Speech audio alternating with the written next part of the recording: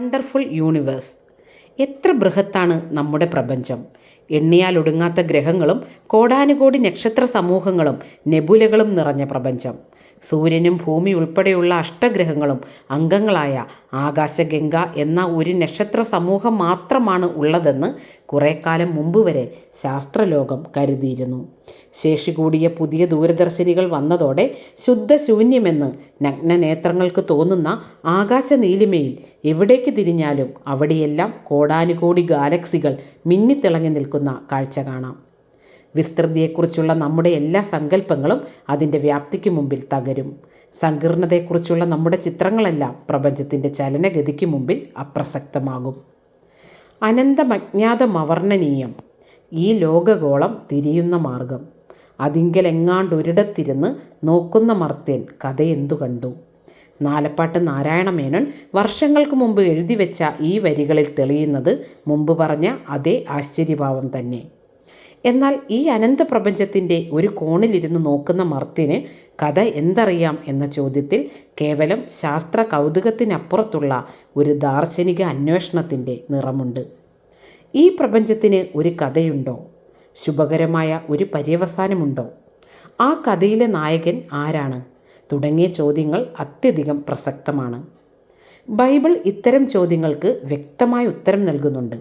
ബൈബിളിൻ്റെ വിശാലവും കാലം തെളിയിച്ചതുമായ ലോകവീക്ഷണത്തിൻ്റെ സഹായത്തോടെ ഈ പ്രപഞ്ചത്തെ പഠിക്കുകയും നിരീക്ഷിക്കുകയും അപഗ്രഥിക്കുകയും ചെയ്യുമ്പോൾ തികച്ചും ശാസ്ത്രീയമായും ദാർശനികമായും തൃപ്തികരമായ ഉത്തരങ്ങൾ നമുക്ക് കണ്ടെത്താനാകും. ദൈവത്തിൻ്റെ പ്രവൃത്തികൾ വലിയവയും അവ ഇഷ്ടപ്പെടുന്നവർ എല്ലാവരും പഠിക്കേണ്ടതും ആകുന്നു എന്ന് സങ്കീർത്തനം 111:2 വായിക്കുന്നു. വലിയ പ്രവൃത്തികളാണ് ദൈവം ചെയ്തു വച്ചിരിക്കുന്നത്. അത് കണ്ട് അത്ഭുതം കൂറുന്ന മിഴികളോടെ നോക്കി നിൽക്കാൻ മാത്രമല്ല, അവയെ അപഗ്രഥിച്ച് പഠിക്കാനും അതുവഴി പ്രപഞ്ചത്തിൻ്റെ കഥയെക്കുറിച്ചും കഥാനായകനെക്കുറിച്ചും മനസ്സിലാക്കുവാനും സാധിക്കും. പ്രപഞ്ചത്തെ മനസ്സിലാക്കാനും പഠിക്കാനും നിരവധി ഉപാധികൾ ആധുനിക ശാസ്ത്രം ലഭ്യമാക്കിയ ഈ കാലത്ത് ശാസ്ത്രാഭിരുചിയോടെ ജീവിക്കുവാൻ ഒരു ആഹ്വാനം കൂടിയുണ്ട് ഈ വചനത്തിൽ. പ്രപഞ്ചത്തിൻ്റെ ഉത്ഭവം, നിലനിൽപ്പ്, ജീവിവർഗങ്ങളുടെ ആരംഭം തുടങ്ങിയ സുപ്രധാന വിഷയങ്ങളിൽ ജനപ്രിയ ശാസ്ത്രത്തിൻ്റെ പേരിൽ നാം ദിനംപ്രതി എന്നവണ്ണം കേട്ടുകൊണ്ടിരിക്കുന്ന പല ആശയങ്ങളുമുണ്ട്. അവ ബൈബിളിൻ്റെ പ്രസ്താവനകളുമായി ഒട്ടും യോജിക്കുന്നവ അല്ല. ഉദാഹരണത്തിന്, മിക്കവാറും എല്ലാ ശാസ്ത്ര പുസ്തകങ്ങളും ലേഖനങ്ങളും ആരംഭിക്കുന്നത് 13.8 ലക്ഷം കോടി വർഷങ്ങൾക്ക് മുമ്പ് ഒരു മഹാവിസ്ഫോടനം അഥവാ ബിഗ് ബാങ് നടന്നത് വഴിയാണ് ഈ പ്രപഞ്ചം ഉണ്ടായത് എന്ന പ്രസ്താവനയോടുകൂടിയാണ്. എന്നാൽ ബൈബിളിൻ്റെ അതിപ്രസിദ്ധമായ പ്രാരംഭ പ്രസ്താവന ആദിയിൽ ദൈവം ആകാശവും ഭൂമിയും സൃഷ്ടിച്ചു എന്നാണ്. ഇവ രണ്ടും ഒത്തുപോകുന്നില്ല എന്നത് വളരെ വ്യക്തമാണല്ലോ. അപ്പോൾ ഏതാണ് ശരി, ഏതാണ് തെറ്റ്? ഈ ചോദ്യം ഒരുപാട് പേരെ കുഴക്കിയ ചോദ്യമാണ്. ശാസ്ത്രം പറയുന്നത് എന്ന പേരിൽ കേൾക്കുന്നത് മുഴുവൻ സത്യമാണോ?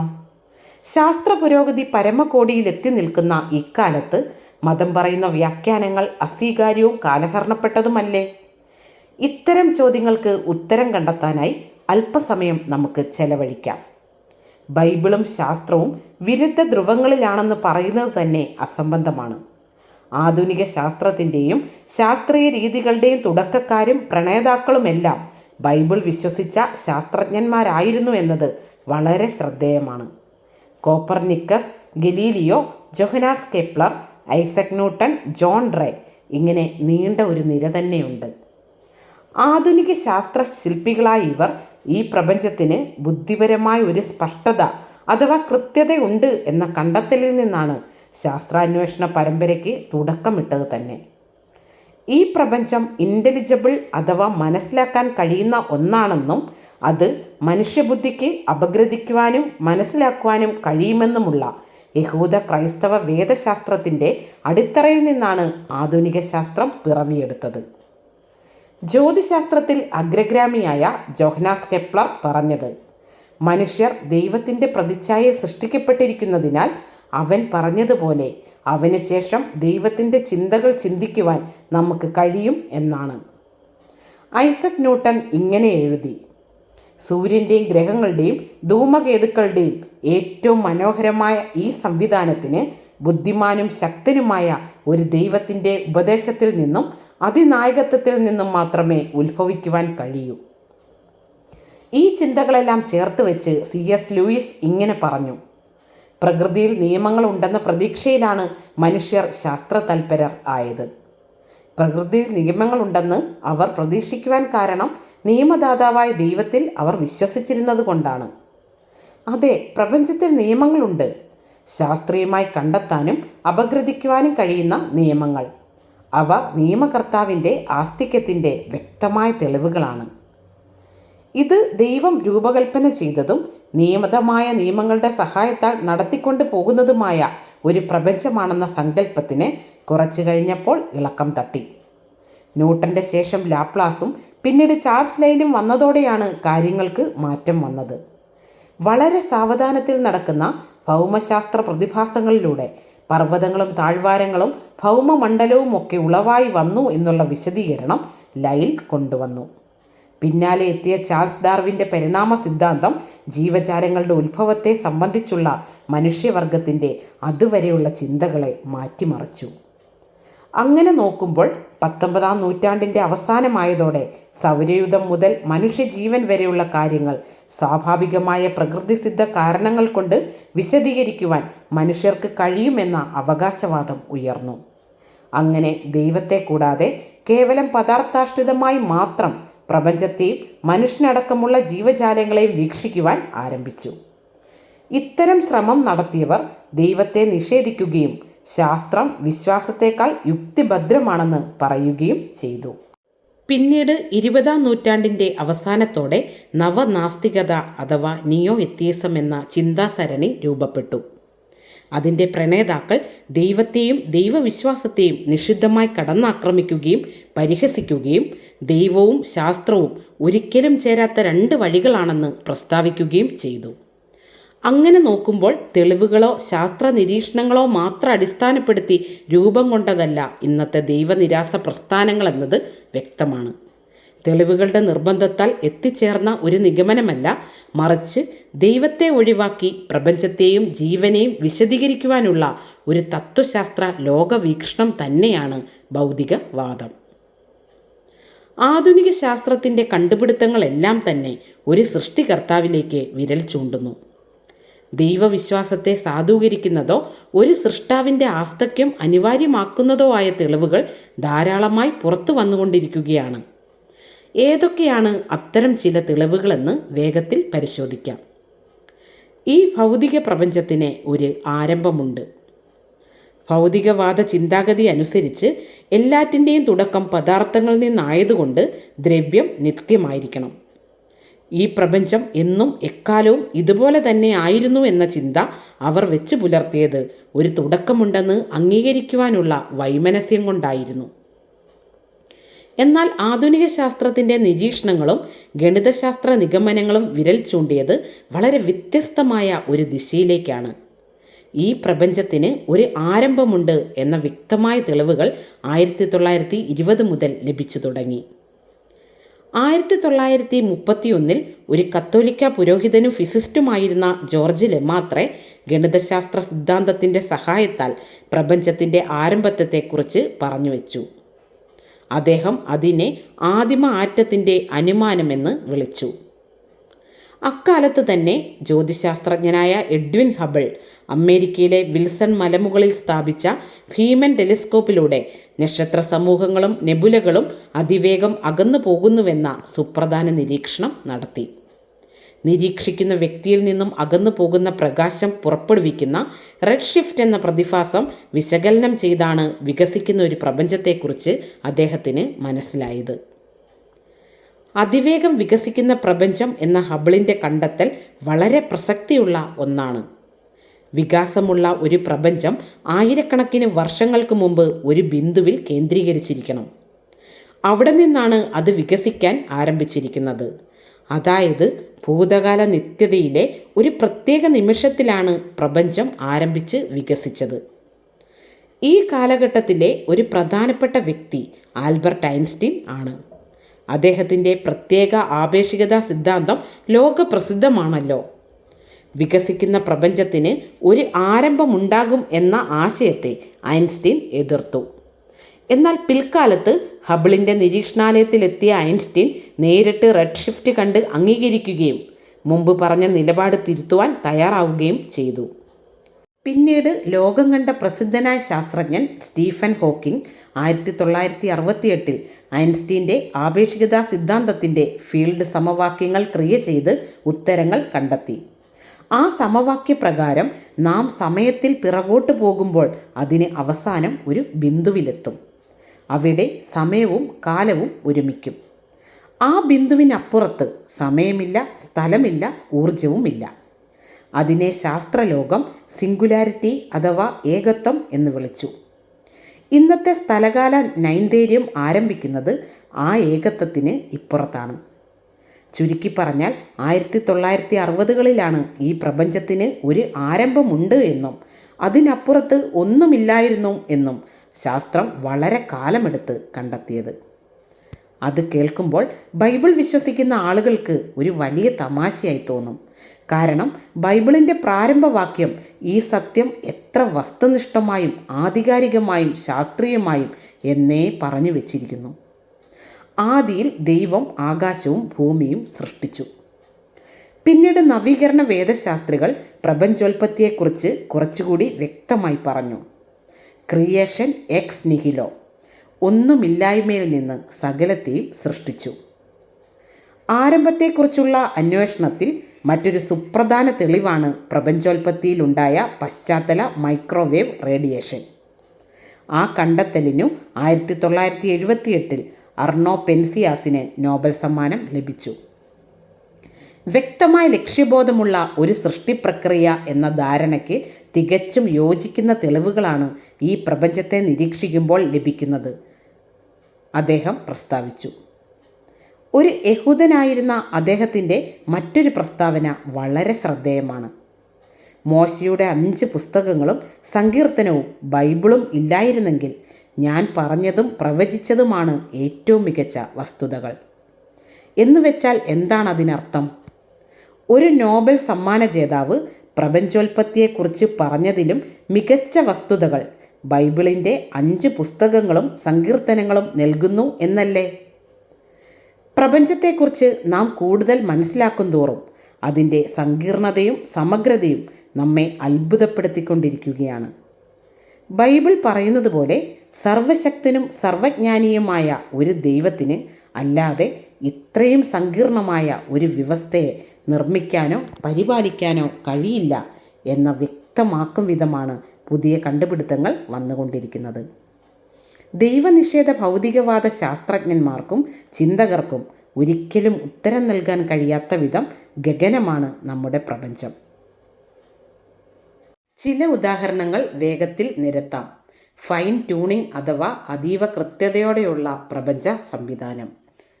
പ്രപഞ്ചോൽപത്തിയിലും തുടർന്നുള്ള ഓരോ ഘട്ടങ്ങളിലും അതീവ കൃത്യതയുള്ള അളവുകളോടുകൂടിയ നിയമങ്ങളും സംവിധാനങ്ങളും ഈ പ്രപഞ്ചത്തിൽ നമുക്ക് ദർശിക്കാം. ഈ അളവുകളിൽ അല്പമെങ്കിലും എന്നുവെച്ചാൽ വളരെ വളരെ ചെറിയ ഒരു അംശമെങ്കിലും മാറിയാൽ ഈ ഭൂമിയിൽ ജീവൻ സാധ്യമല്ല. ഈ പ്രപഞ്ചം ഇതുപോലെ നിലനിൽക്കുകയുമില്ല.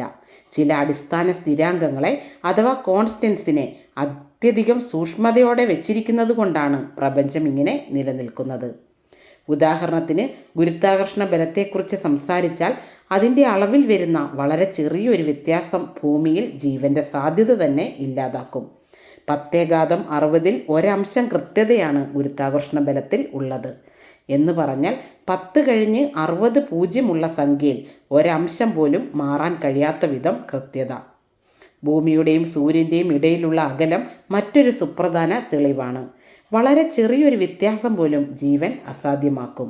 പ്രപഞ്ചത്തിൻ്റെ ആരംഭത്തിൽ ഉണ്ടായ ഊർജത്തിൻ്റെയും ദൈവത്തിൻ്റെയും അളവും ഇതുപോലെ അതീവ കൃത്യമായി നിർണ്ണയിക്കപ്പെട്ടിരിക്കുന്നു.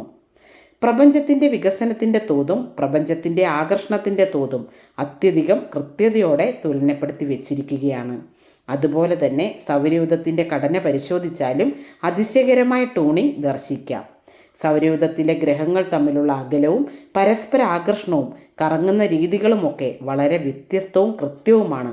ഭൂമിയോടടുത്തുള്ള ഗ്രഹമായ ശുക്രൻ മാത്രം ഘടികാര ദിശയിൽ കറങ്ങുമ്പോൾ ഭൂമി ഉൾപ്പെടെയുള്ള മറ്റെല്ലാ ഗ്രഹങ്ങളും എതിർ ഘടികാര ദിശയിലാണ് കറങ്ങുന്നത്.